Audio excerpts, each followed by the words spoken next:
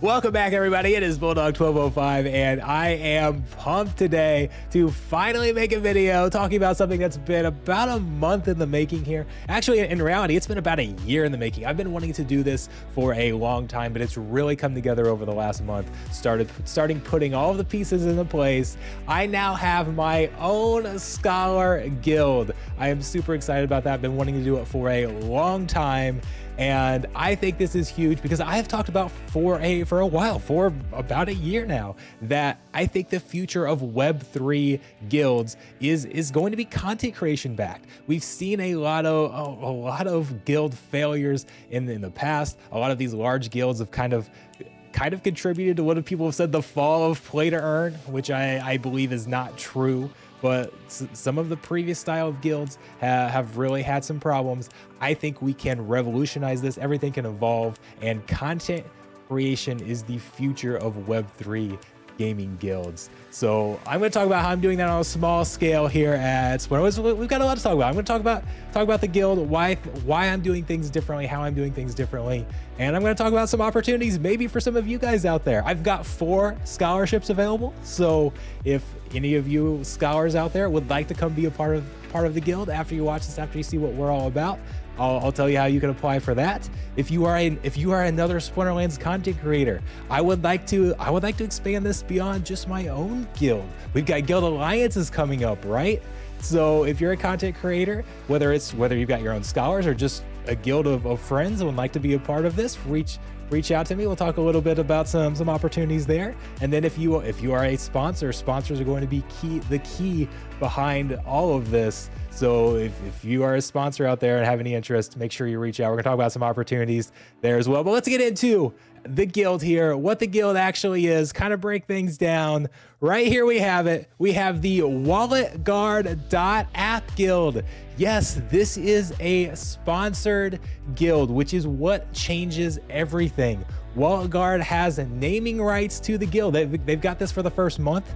Now, I hope we have a long-term partnership with them. I'd love for things to continue on, but we're just kind of starting off small here, right? We're going to start all this on a small scale. So we've got a 1-month partnership with WalletGuard.app, and you are going to see their name everywhere. When you guys go play our scholars in battles, you're going to see the name out there. When you face us in guild brawls, you're going to see this name. This is not meant to necessarily be a beginner guild to help get new players into the game. I know a lot of people thought that that's what I've been trying to do with my scholars. I want this to be a competitive guild, as competitive as we can be with the assets that I have. So I hope when you guys play a WalletGuard.app guild member out there in rank, when you see that name pop up, you're like, oh crap, this guy's gonna be good. This is gonna be a tough battle. So let's give some love to our sponsor here to start things off. WalletGuard, you can see in the description down here, WalletGuard they've got a free browser extension. So if you go to their website, that you can see the link here. I'll put the link down at the bottom, but they describe themselves as the ultimate Web3 security tool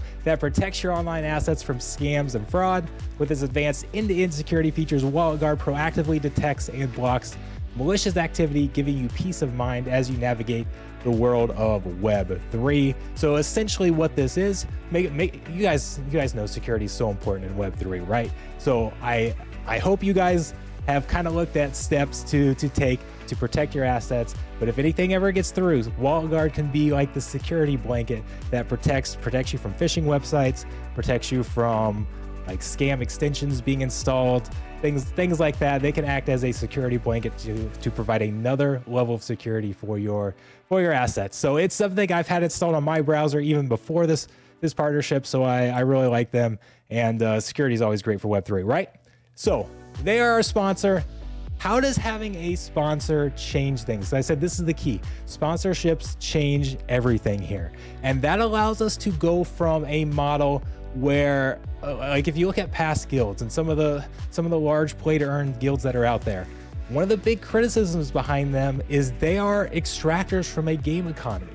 So when they come in, they work with scholars that a lot of times are just trying to play the game to get their earnings, extract those earnings. They work with investors that are investing in to just focus on the return. They don't care about the gameplay or the economy or anything like that. They want to invest to get a return on that investment that they want to extract out. So obviously at the core of a lot of these problems have been poor economies, but then these guilds sometimes come in and they really are what ends up crumbling that economy. So I do believe Splinterlands has a better base, but as a guild we can be better. And by having sponsorship revenue come in, I can allow scholars to earn and extract value while actually putting more money into the game than we are taking out. We get this sponsorship money that comes in that helps us upgrade our buildings. If you look over here, like on our announcement here, all of the scholars for February are going to receive a 20k DEC bonus. So if you for those who are in the guild right now, if they stay to the end of the month, they get 20k DEC as an added payout just from our sponsor. They're free to do whatever they want with that, whether they want to put it back in the game, whether they want to keep it from themselves. In addition to that DEC, this is also a good time to mention that I actually provide upvotes to my scholars as well. I've got a small curation trail. It's not large, but for those scholars who put out Hive posts, a lot of them in particular participate in the social media challenge, the battle challenge that Splinterlands puts out and provides their own upvotes. Well, I've got a little bit of a curation trail where I will also provide them with upvotes as well. Overall, it's not much, but it does help a little bit. So if you guys would like to help support the guild, if you have any Hive out there, go add to our curation trail, add to the Bulldog 1205 curation trail, and that can help support our scholars as well. It doesn't have to be a lot, but hey, with those two challenges per week, I mean that's 8 per month. Yeah, even if your upvote only gives 2 or 3 cents, that's over 8 times a month. I mean, you can get 20-30 cents for a scholar. Yeah, that's not very much, but if that's for one person doing it, what if we have 10 people doing that? What if we have 50 people? What if we have 100 of you out there with just a little bit of Hive that go add to that? That can really help boost earnings for our scholars even more. So that's one way you can kind of support the guild. If you're on the outside, you don't want to be a scholar or anything like that, you've got your own account. Anybody who goes and supports that curation trail, we really do appreciate that. So those of you who are already following that curation trail, thank you so much for helping provide this opportunity for scholars. And we upload other quality Splinterlands content as well. It's not specifically for the scholars. We'll also upvote those Darth Squirrel holders as well when they post their content. But we try to upvote any quality Splinterlands content as well. So it's not just about this, but it's just another way we can provide benefits to our scholars where they don't have to just extract value from Splinterlands in order to get their earnings. That essentially allows us to, both myself and the scholars, to profit while not extracting value from the game. We've got this outside revenue coming in, and that is a huge game changer. We can provide value. We can actually provide financial value to the economy while still being able to profit ourselves, in addition to all of the marketing value that we can provide. Providing, like, why do we have a sponsorship here? It's because of content creation, right? Because of my channel, because of videos like this, because of seeing these quality players out in the game. So from this value, we can actually, again, we can contribute financial value, contribute marketing value. We can help the game grow. We are not going to be a drain on the ecosystem. We are going to contribute to the ecosystem, and I think that is absolutely huge. I think this is the future of Web3 gaming guilds. We're gonna do it here in Splinterlands on a small scale because I don't have the funds to do it on a large scale. So we'll see how things go. I'd love to grow to other games. I'd love for this to work out well, and I can go to other games and maybe even use this as leverage to get assets and things like that in other games, and say, hey, we can provide value to our game. We're not going to extract value. We can provide value to your game by doing this. And maybe we can expand to other things. That's getting way ahead of ourselves. I don't know exactly how we'll do this, but I guess I say that's getting ahead of ourselves. We will be in one other game from the start, and that is Splinter Forge. So Splinter Forge is a game that uses your Splinterlands assets to go fight bosses. And then you also have a Splinter Forge hero where you equip items with your heroes.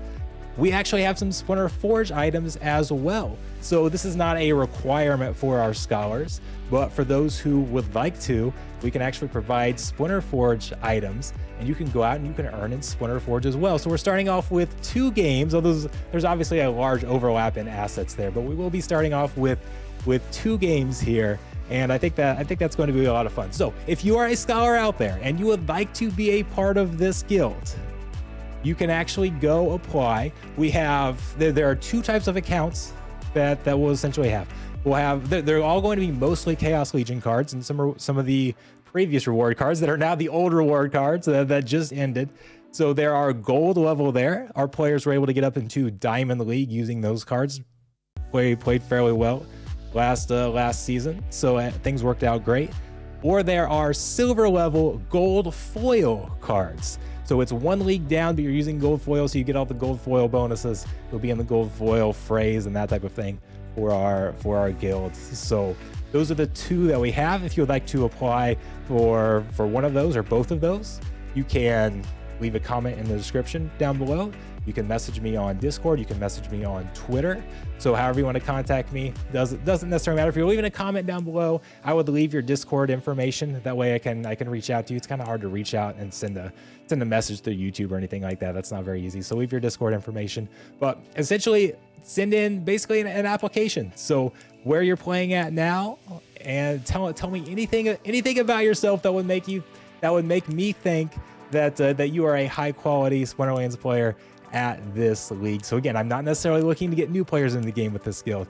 I want our guild to be competitive. I want to go out there and perform as well as we can in Brawl. So I'm looking for the highest quality players these assets can find. So essentially tell me why you are the best Splinterlands player out there, why you're the best fit for here. And like I said, we've got 4 spots that will be open that I will be looking to add. So there's some slight variations on the accounts, and I'll kind of explain those if you get picked, and we'll go over more details there. But that's how you can apply for that. So I'm excited about that. And as many of you know, there are actually, I talk about expanding the other games. I would like to expand to an alliance.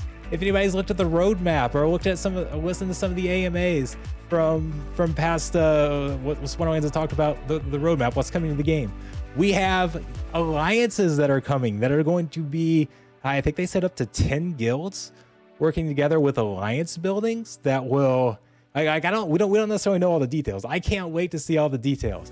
When that comes, I would like to not just have one guild, I would like to have a full alliance.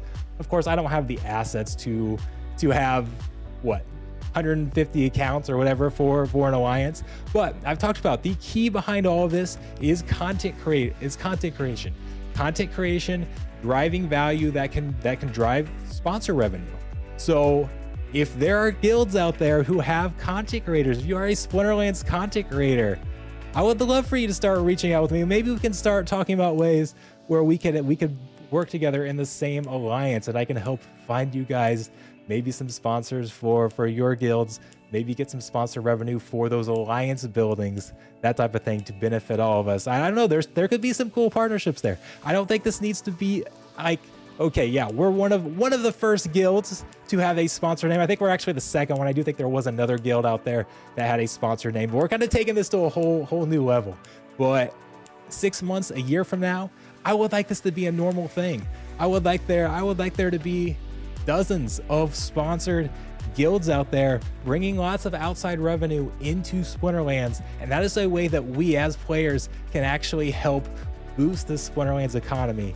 And I think this is absolutely going to be a game changer. So if you're a content creator, you want to get involved in that, go ahead and start reaching out to me. If you're a sponsor, we're gonna need, if we have all these guilds, we're gonna need a lot of sponsorships. I talked about how I really hope, I love Wallguard. I reached out to them because it's something that I use personally. So I really hope that I can continue on and have a long-term partnership with them. But we haven't really talked about that long-term. So I don't know. There might be more sponsorship opportunities available in this guild. Maybe we'll get to the point where we have multiple sponsors. Obviously, we're not gonna have multiple sponsors for the guild name and naming rights, but there can be other things. I've got other opportunities on my channel when I'm going to be streaming some of these guild battles.